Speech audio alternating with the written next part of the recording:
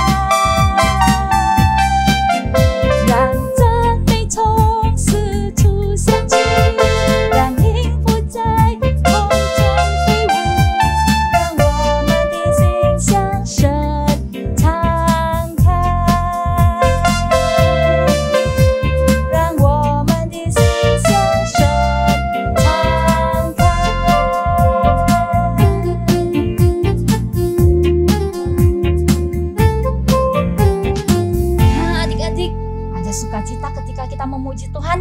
Yes, pasti ada ya adik-adik ya. Nah lah adik-adik langsung mau tunjukkan ini deh. Aduh kelihatan gak ya? Agak susah ya. Nah langsung ganti aja deh, kita lihat yang di layar. Oke, ya. Nah, adik-adik ini kalender. Langsung ajak adik-adik untuk melihat tanggal 15. Itu kelihatan gak ya? Agak buram ya. Adik-adik bisa lihat di kalender adik-adik juga. Ya, tanggal 15 ini. Nah, langsung kasih perbesar deh tanggal 15 ini. Tanggal 15 ini hari merah. Tanggal merah artinya apa ya? Artinya libur langsung. Gak ada sekolah, gak usah belajar. Ya, benar sekali ya. Adik-adik, benar, kalau tanggal merah itu artinya nggak sekolah, nggak usah belajar. Nah tapi kenapa bisa tanggal merah ya? Apa yang diperingati tanggal 15 ini? Nah, kita perhatikan nih ya, di bawahnya ada tulisnya Jumat Agung. Nah tanggal 15 ini Jumat Agung adik-adik. Apa itu Jumat Agung? Kenapa disebut Jumat Agung? Nah adik-adik, tanggal 15 April ini tahun ini pas ini merayakan Jumat Agung, artinya hari di mana kita memperingati atau hari kita mengingat Yesus mati di atas kayu salib adik-adik. Pertanyaannya, kenapa ya Yesus mau mati di atas kayu salib adik-adik? Jawabannya ada nah ini nih. Adik-adik minggu lalu kan sudah menghafal ya. Pasti ada yang sudah di luar kepala langsung artinya udah lupa. Tapi ada yang pasti ingat. Nah langsung aja kita sama-sama membacakannya ya. Yohanes 3 ayat 16. Karena begitu besar kasih Allah akan dunia ini, sehingga ia telah mengaruniakan anaknya yang tunggal, supaya setiap orang yang percaya kepadanya tidak binasa, melainkan beroleh hidup yang kekal. Nah adik-adik langsung mau ajak adik-adik untuk belajar satu lagu baru. Nah lagu tentang Yohanes 3 ayat 16 ini. Dan lagu sambil menyanyikan lagu ini juga kita mau memberi persembahan sebagai ungkapan syukur kita atas kasih Tuhan pada kita ya. Kita sama-sama menaikkan pujian Yohanes 3 ayat 16.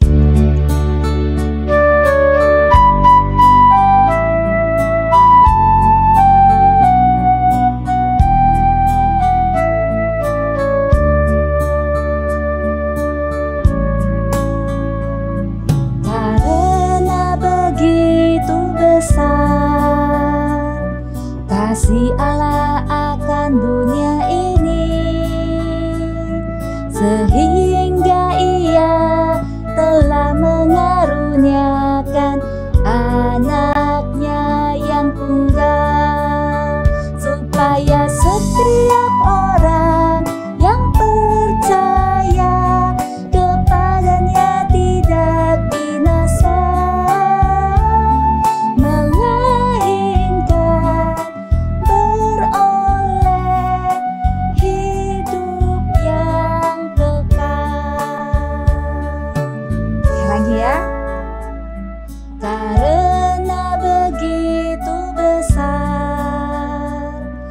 kasih Allah akan dunia ini, sehingga ia telah mengaruniakan anaknya yang tunggal, supaya setiap orang yang percaya kepadanya tidak binasa,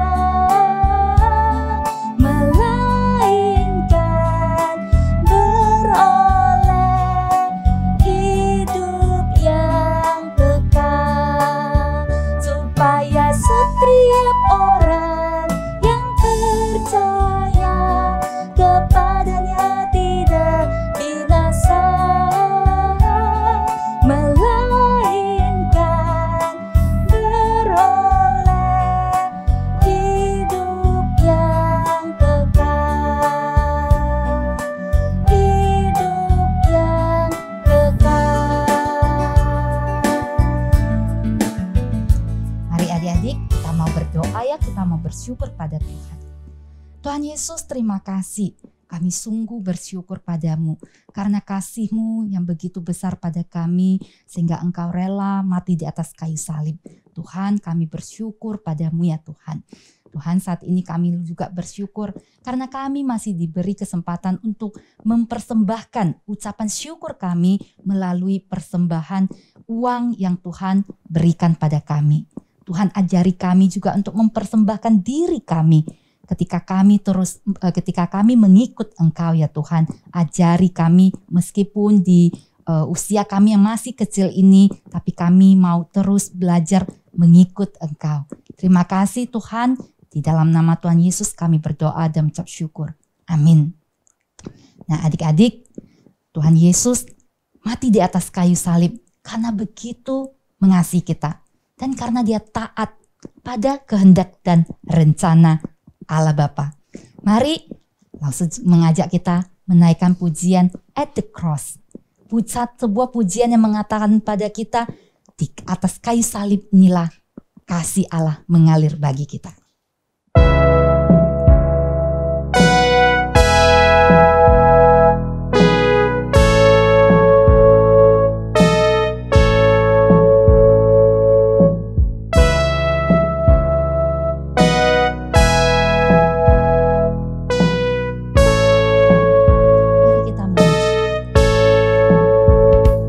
There's a place where mercy reigns and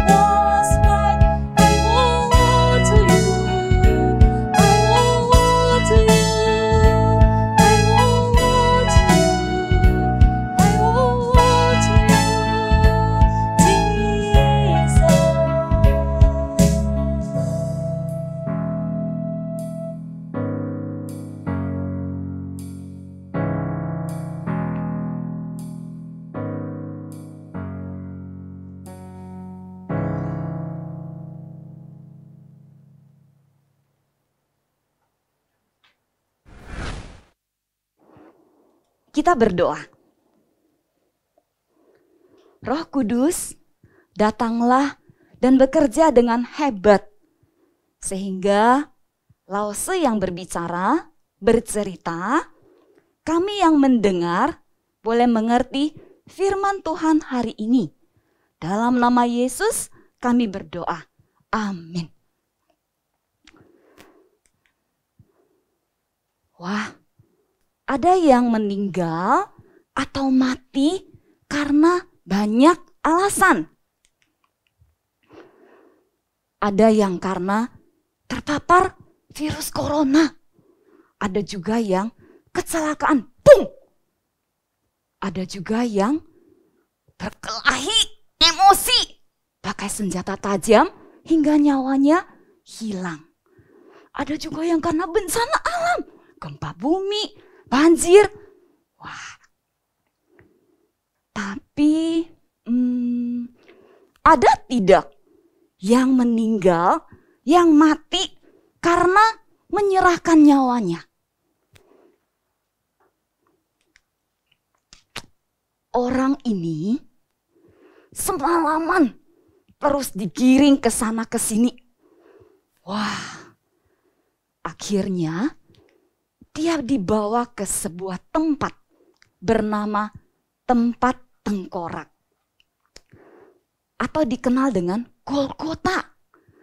Wah, dia dituduh dan dia dihukum dan dia dikatakan bersalah. Wah, tempat ini adalah tempat terakhir dia harus menerima hukuman itu. Hukuman apa? Hukuman yang saat itu adalah yang memalukan, mengerikan. Tetapi ternyata dia tidak sendiri. Dia bersama dengan 2 penjahat yang lain. Ketika di sana, ya namanya juga dihukum, ya, disiksa. Nah, saat itu adalah jam 9 pagi.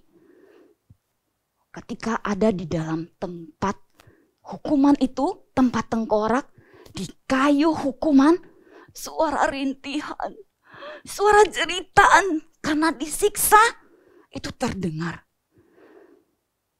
Nah, pada saat itu semua sedang melihat dan pastinya ada prajurit-prajurit yang melakukan tugas mereka. Herannya, pakaian orang ini bisa jadi rebutan. Nah, para prajurit membagi pakaian orang ini menjadi 4. Masing-masing dapat. Bukan saja pakaian, tapi jubah juga diundi. Siapa yang dapat? Mari kita undi. Jubah dia, pemiliknya akhirnya siapa? Setelah demikian pun, wah, karena tempat itu tidak jauh dari kota. Jadi yang datang itu bisa langsung melihat. Oh, ini dia yang disebut penyelamat dunia. Bagaimana bisa selamatkan dunia? Dia sendiri saja tidak bisa diselamatkan. Wah, bukan saja itu. Banyak lagi hinaan-hinaan yang lain. Ya, belum ditambah sedang berada di dalam hukuman. Nah, pada saat itu pun herannya orang ini masih sanggup memberi kalimat-kalimat yang menurut gak cocok. Karena sedang dihukum, sedang ada di dalam ketakutan. Tetapi orang ini mengeluarkan kalimat, "Ya Bapa, ampunilah mereka, sebab mereka tidak tahu apa yang mereka perbuat." Wah, prajurit yang ada di samping orang itu ikut-ikutan mengejek.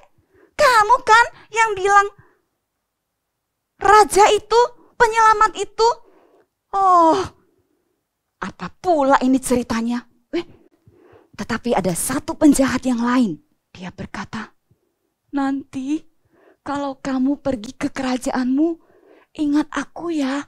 Ingat bahwa aku dalam kerajaanmu." Apa jawab orang itu? Padahal prajurit-prajurit yang di samping tadi menghina-menghina. Orang itu menjawab, hari ini juga engkau ada bersama-sama dengan aku dalam kerajaanku. Wah, masih mikir-mikir orang lain, murah hati. Nah, pada jam 12, matahari mulai tidak bersinar. Gelap, tempat tengkorak itu sangat gelap. Hampir 3 jam mereka berada di dalam kayu hukuman. Nah, hampir 3 jam juga. Kemudian orang itu mulai berteriak. Lalu menyerahkan nyawanya kepada Bapa. Ya Bapa, kuserahkan nyawaku kepadamu. Sesaat setelah kalimat itu berhenti, gempa ada, kemudian bait suci, tabir yang dari atas sampai ke bawah itu terbelah menjadi 2. Waduh, banyak hal-hal yang aneh, ajaib itu terjadi. Nah, ada gempa, bukit batu terbelah, tabir bait suci terbelah dari atas ke bawah. Nah, orang-orang di sana, prajurit-prajurit juga melihat dan tahu. Kepala pasukan akhirnya berkata, wah, sungguh ini adalah orang benar. Bukan saja kepala pasukan, bukan saja kepala prajurit. Orang-orang yang tadi yang menuduh, menghina, bahkan ikut menyiksa. Mereka satu-satu mulai menyesal, memukul diri. Lalu mereka tahu mereka salah. Saat itu adalah 1 hari sebelum hari Sabat. Nah, hari Sabat tidak boleh ada seorang penjahat pun yang tergantung di atas kayu salib. Jadi kepala pasukan dan para prajurit-prajurit mereka mendapat izin. Mendapat izin apa? Siap-siap mau mematahkan kaki para penjahat agar mereka cepat mati. Jadi sebelum hari raya Paskah tugas mereka selesai. Waduh, penjahat yang satu, dos! 1, 2. Giliran kaki orang ini mau dipukul, prajurit heran. Loh, kok sudah mati duluan? Matinya itu pada sesaat ketika dia berkata dan menyerahkan nyawanya kepada bapaknya itu. Wah. Nah, selesai ya. Di waktu itu ada seorang majelis, seorang orang yang penting, tetapi juga sekaligus murid orang ini. Diam-diam meminta izin kepada penguasa. Untuk apa? Untuk menurunkan orang ini dari kayu hukuman, lalu menguburkannya. Menguburkannya kemana? Menguburkannya ke sebuah kuburan yang baru, yang belum ada mayat terkubur di dalamnya. Dan itu adalah bukit batu yang digali, dan orang itu diturunkan, di kain kafani, diberi rempah-rempah wangi, lalu dimasukkan dan diletakkan ke kuburan, ke bukit batu itu.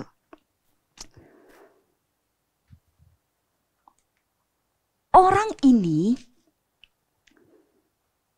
ternyata taatnya itu mulai dari berdoa ketakutan di Taman Getsemani. Lalu kemudian taat sampai tuntas mati. Siapa yo? Kira-kira orang ini siapa ya? Orang ini dicatat loh di dalam Alkitab. Siapa? Pasti kamu tahu. Ya, kamu benar. Yesus Kristus. Wah, Yesus berdoa dalam ketakutan di Taman Getsemani sampai berkeringat darah. Kemudian dituduh bersalah, namun tidak ada bukti. Dihukum, tapi dia tidak membela diri. Dan siapa yo? Kira-kira Yesus mati itu karena apa? Karena disiksa, darahnya habis ketika dia tergantung di kayu salib? Atau dia mulai putus asa karena banyak yang berkhianat kepadanya. Atau dia mulai sedih karena satu-satu mulai tidak mencintainya. Yang mana? Tidak. Yesus bukan mati karena alasan semua itu. Tetapi Yesus mati karena dia berkuasa. Berkuasa menyerahkan nyawanya sendiri kepada Bapa. Nah, lalu mengapa ya Siapang Yo? Yesus itu mau mati. Dia adalah korban bakaran. Domba yang harus menjadi penebus buat kamu dan Lause. Buat dosa-dosa kita. Nah, kalau sudah minggu lalu punya ayat hafalan ini, tadi Lause Lina juga membaca dan memberitahu, apalagi yang sekolah sudah bisa hafal ayat Alkitab ini favorit. Nah, kita coba ya menghafalkannya bersama. Yohanes pasal 3 ayat 16. Karena begitu besar kasih Allah akan dunia ini, sehingga ia telah mengaruniakan anaknya yang tunggal. Sehingga supaya setiap orang yang percaya kepadanya tidak binasa, melainkan beroleh hidup yang kekal. Hidup kekal. Yang percaya kepada Yesus. Apa artinya hidup kekal? Siapang Yo? Hidup kekal itu berarti dekat dan kita ada di dalam kendali Tuhan Yesus. Pertanyaannya, mau nggak kamu, Lause, kita percaya kepada Tuhan? Lalu mau nggak kita ini ada di dalam kendalinya Tuhan Yesus? Mengapa? Karena dialah kita sudah dibebaskan. Dibebaskan dari apa? Dibebaskan dari dosa. Seharusnya kamu dan Lause yang harus menanggung semuanya itu. Nah, Siapang Yo. Hidup yang kekal itu berarti apa? Berarti dekat, lalu kita ada di dalam kendalinya Tuhan Yesus. Mau? Mau. Lause Hana mau. Lause percaya setiap yang mendengar juga mau. Kita berdoa ya. Nah, kita akan menyerahkan hidup kita dan kita percaya. Melalui kematian Yesus, kita selalu diingatkan. Hanya Dia satu-satunya yang berkuasa menyerahkan nyawanya. Hanya Dia yang sanggup menebus kamu dan saya. Kita berdoa. Tuhan Yesus, terima kasih. Kami mengerti setiap kali Jumat Agung datang, setiap kali kami melihat kalender Jumat Agung, kami tahu hanya satu-satunya Yesus yang sanggup menyerahkan nyawanya dan juga yang sanggup menjadi penebus dosa kami. Tuhan Yesus, mari kami sungguh-sungguh mohon agar Tuhan memegang kendali, memegang setir, memegang semua urusan-urusan hidup kami. Tuhan, kami berdoa di dalam nama Yesus, di dalam namamu yang hebat dan berkuasa. Amin. Siapang Yo, mari kita berdoa doa yang diajarkan Tuhan Yesus. Siapang Yo, 我们来念主祷文。我们在天上的父，愿人都尊父的名为圣，愿父的国降临，愿父的旨意行在地上，如同行在天上。我们日用的饮食，今日赐给我们，赦免我们的罪，如同我们赦免得罪我们的人，不叫我们遇见试探，拯救我们脱离凶恶。因为国度、权柄、荣耀全是父的，直到永远。阿门。小朋友，再会。